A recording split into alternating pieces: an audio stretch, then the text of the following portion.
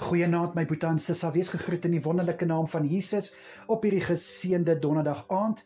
Ek hoop julle het elkeen 'n wonderlike dag gehad en dat julle reg is om hierdie nag te betree. Kom ons bid saam. Here, baie dankie dat U ons deur hierdie dag gedraai het. En ook dankie dat U ons deur hierdie week wat van ons 'n kort week was, gedraai het. Dankie Vader, dat alles wat ons kon doen, liewe Here, is net deur U genade en is as gevolg van U wat vir ons die krag en die wysheid gee, en daarvoor sê ek vir U dankie. Vader, ek bid dat U vir elkeen met 'n soete nagrus sal skenk vanaand. Ek bid, liewe Here, dat elkeen 'n goeie rus sal inkry, dat hulle goed sal uitrus, Vader. Ek bid dat hulle versterk en verfris sal word tydens hulle slaap, en mag niks, Vader, niks hulle nagrus kom steur nie, in Jesus naam. Ek bid vir kalmte in elkeen se hart, rustigheid in elkeen se gemoed, in Jesus naam.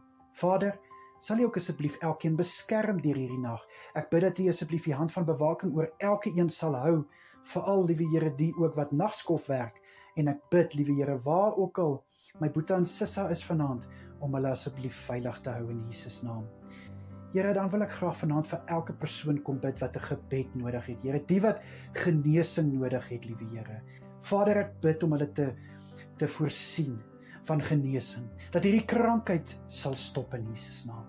Here, vir elke een wat vertroosting nodig het, liewe Here. Ek bid vir hulle, Vader, vee die trane van hulle wange af. Ek bid dat hulle nuwe hoop en nuwe moed sal hê. Ek bid, liewe Here, dat U vir hulle elkeen sal styf vashou vanaand. Vader, en vir die wat uitkoms benodig, die wat vra vir 'n werk, die wat deur 'n gebroke huwelik of verhouding gaan, ek bid, Here, kom en bring asseblief restaurasie. Liewe Here, ek bid dat U asseblief sal uitkoms bring. En ek bid vir U hand van genade oor elke een. In Jesus Christus naam is dit my gebed vanaand. Amen en amen.